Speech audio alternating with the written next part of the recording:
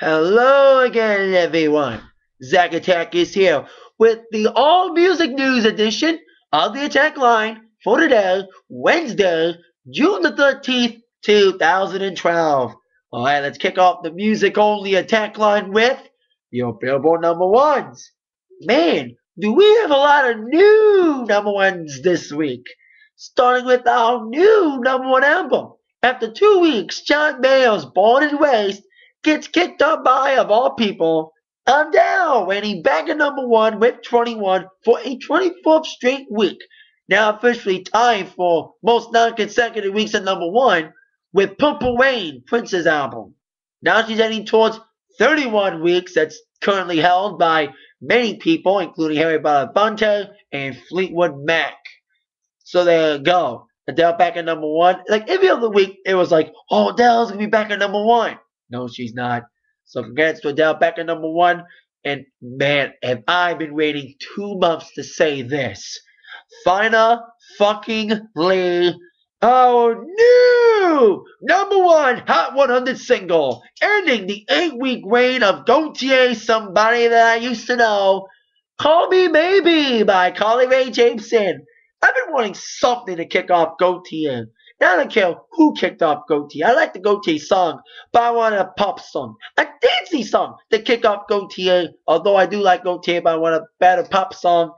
And what better one to do so than Carly Rae Jepsen's Call Me Maybe. It's already been number one on pop and digital songs chart, and now she's number one on Hot 100, making it the first female number one debut single since that song from Kesha, TikTok. And we also have a brand new country number one single, ending the short 1-week reign of Carrie Underwood's Good Girl, Springsteen by Eric Church, making it a second straight number one single following the huge single from the album Chief, Drink in My Hand. So congrats to your new number ones, Adele, Eric Church, and Carly Rae Jepsen. Now on to the rest of the music news of the day, starting with new album news from No Doubt. It has been 11 years since the last studio album called Rock Steady, which featured hit songs like Hey Baby and Hella Good. In between that time, a short reunion tour, 2 crappy solo albums from Gwen Stefani, babies, clothing line, solo deals, and a lot of other things came in between recording an album, which has been long delayed and long awaited.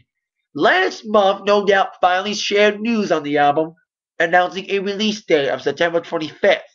Until now, we didn't know an album title or a single. Well, we know now. Following in the album footsteps of No Doubt, Tropic Kingdom, Return to Saturn, and the aforementioned Rocksteady comes their next album, Push and Shove, which will be coming out on September 25th. It'll be preceded by the new single, Settle Down, which will be coming out on July 16th. Just a few days away from the scheduled performance at the Teen Choice Awards, making it the first major on-stage performance together in 2.5 years, since a one-off concert from Neil Young's Bridge School following their reunion tour in 2009. So glad to hear that No Doubt's back, and I hope the new album sounds better than any of Gwen's solo recordings, despite her background. Now some more news. Van Halen. Now, as we all know, Van Halen is still on the road promoting the new album, A Different Kind of Truth. But they're going to do more dates following a June 26th date. But they canceled all tour dates after June. And after that, rumors were starting flying. And there has been statements from the band about rumors about infighting and all that. David Lee was the first to share that it was all about fatigue. And Eddie Van Halen said on an interview today, he spoke today to an interview on USA Today.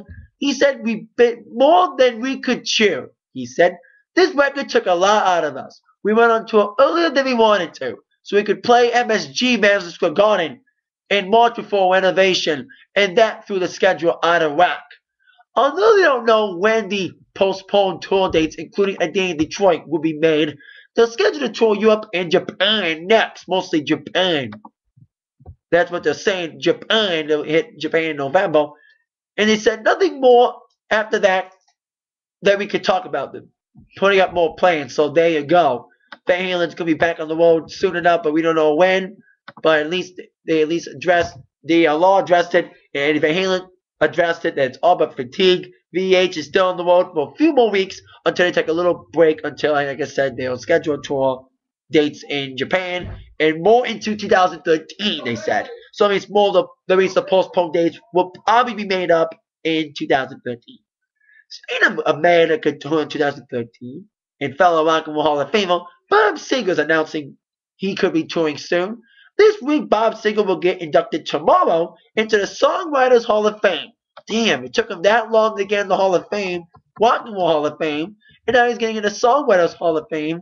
And he's putting together the finishing touches on his long-awaited new album, his first in 6 years since Face the Promise.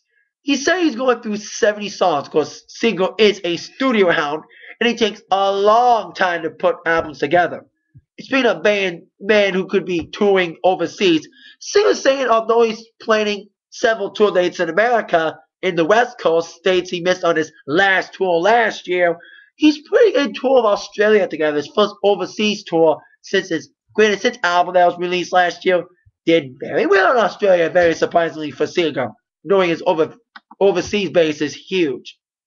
So there you go. For Seger to be inducted, like I mentioned, to the Songwriters Hall of Fame, set to perform Turn the Page tomorrow. He'll be inducted alongside Gordon Lightfoot, Jim Steinman, the songwriter for Meatloaf, Don Schultz, and the team of Holly Schmidt and Tom Jones. And special awards will be given that evening to Bette Midler, Neo, Woody Guthrie, Benny King, and Lance Freed. Now, speaking of overseas tours, on with this news. Oops, Madge did it again. Last week, she showed fans a boob at a show in Istanbul. I mentioned that on yesterday's Atakline, not yesterday's Atakline, Monday's Atakline, but now she's bare skin yet again, mooning the fans in Rome.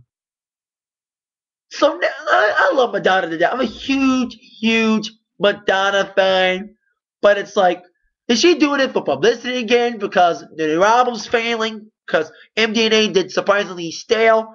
What is this, Erotica 2.0? Well, it is the 20th anniversary of Erotica, and that album didn't do so well. So Madonna tried to ease herself and give herself attention by doing things like nipple slips and nudity schemes. I love Madonna, but I think she's doing a little bit too far here by doing that. You know, the nipple thing was one thing, but mooning her fans in Rome. Let's hope she doesn't do that when she lands in America later on this year. I think in the fall she's coming here. You know, I love her, and I love MDNA, but it's like, it's sad to see Madonna go this route to try to get herself attention. She's desperate at this point because she knows the album's failing. And she got a lot of flack from doing a lot of things on this tour, especially from Lady Gaga, for using her song Born This Way in a mashup with Express Yourself. So Madonna may be desperate at this point. So, but I love her, but just seems a little desperate in my mind, like flashing a boob and mooning people too now at Rome. So there you go. And it happened again doing Human Nature. Damn, what's going on with this person?